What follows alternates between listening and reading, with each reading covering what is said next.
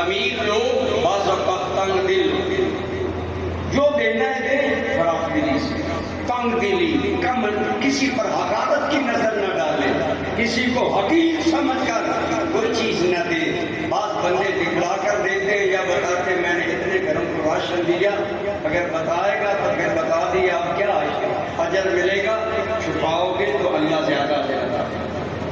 بخاری شریف کی حدیث ہے اللہ تعالیٰ جن لوگوں کو اپنے عرش کا سایہ قیامت کے دن دے گا ان لوگوں میں ایک اللہ کا بندہ وہ ہوگا جو دائیں ہاتھ سے اللہ کے نام پر دے گا، وَلَا تَعْلَمُ شِمَالُهُ، اس کا بایاں ہاتھ نہیں جانتا کہ کیا ہے۔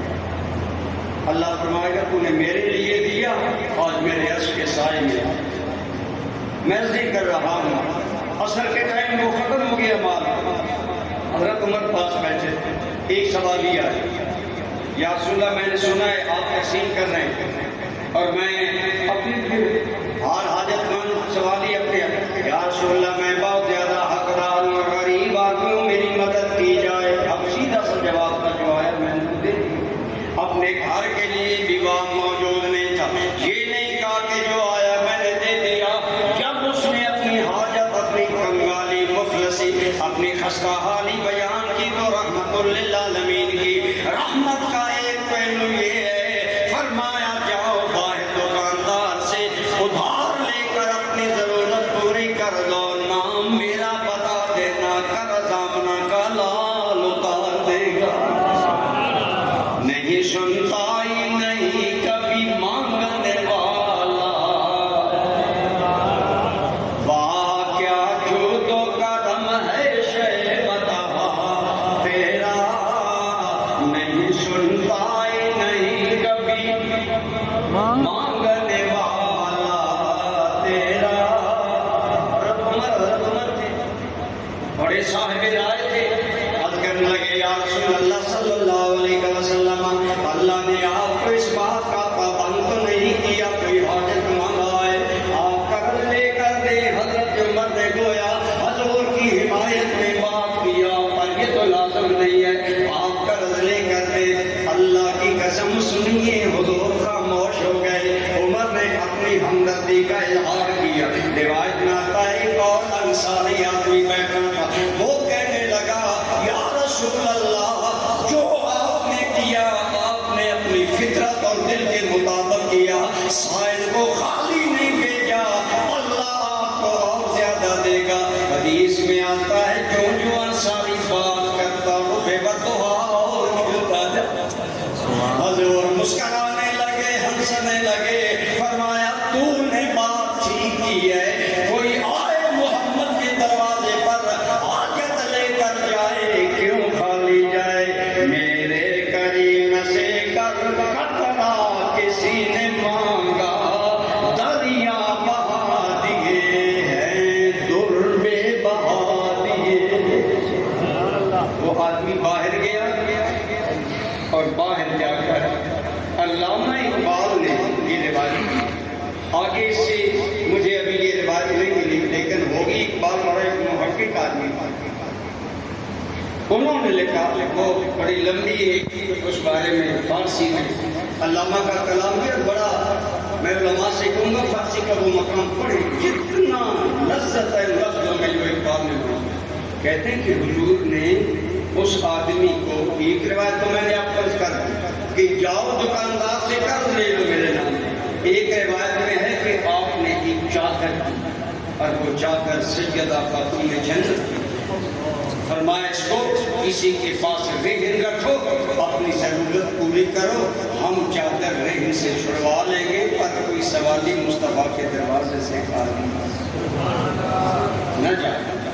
یہ حضور کی شان رحمت ہے کا ایک پہلو جو آج کے حالات میں کرنا چاہتا ہوں۔ ہمارے حکمران کو توجہ نہیں فرماتے کہ کتنے معاشرے کے نوجوان بے روزگار ہیں، کتنے معاشرے پر مالی برڈن ہے، کتنے آج لوگ ہیں جنہیں نیند نہیں آتی اپنے معاشی حالات کی وجہ سے۔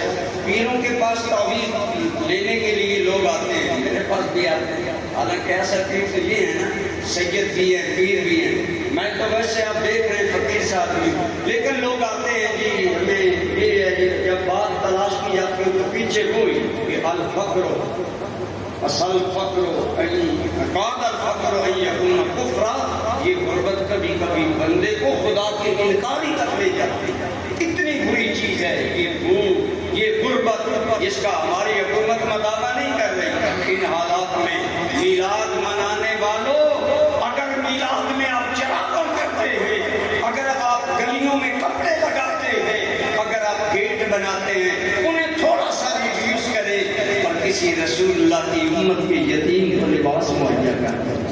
حضور کی امت کے کسی یتیم کا ماہانہ وظیفہ باندھ دیں. کتنے غریبوں کے بچے نہیں پڑھ سکتے، ہمارے بچے بڑے اداروں میں پڑھتے ہیں. غریب کا یتیم بچہ تو بیچارہ دہلیز نہیں دیکھ سکتا لائٹ سے کچھ. پنجاب کالج کی یا بڑے بڑے اداروں کی غریب کیسے وہاں پہنچے؟ لیکن کسی غریب کا اگر کوئی یتیم تیرے معاشرے میں تو اس کی کفالت کرتا ہے، سمجھتا ہے اللہ نے مجھے 2 بیٹے دیے، سمجھو ایک بیٹا اور ہے، یتیم کی ساری کفالت کرو، سکول فیسیں اس کو دو، اس کی وردی خریدو، اس کی فیسیں ادا کرو، بلکہ ضروریات کا ایک انسان کا سارا خرچہ دو، اسے تم بالغ ہونے کا خرچہ دو. اللہ کی قسم میرے مصطفیٰ کریم بولیے صلی اللہ، بولیے سارے صلی اللہ علیہ وآلہ وسلم. آپ نے کیا فرمایا؟ آپ نے فرمایا کافل الیتیم وانا ہاکذا. لوگوں قیامت کی مشکل گھڑیوں میں یتیم کی کفالت کرنے والا اور میں یوں اکٹھے ہوں گے، یعنی تھوڑا سا انگلیوں میں فاصلہ. تو گویا یتیم کی کفالت کرنے والے کو انعام کیا ملے گا؟ آمنہ کا لال جنت میں ساتھ رکھے گا،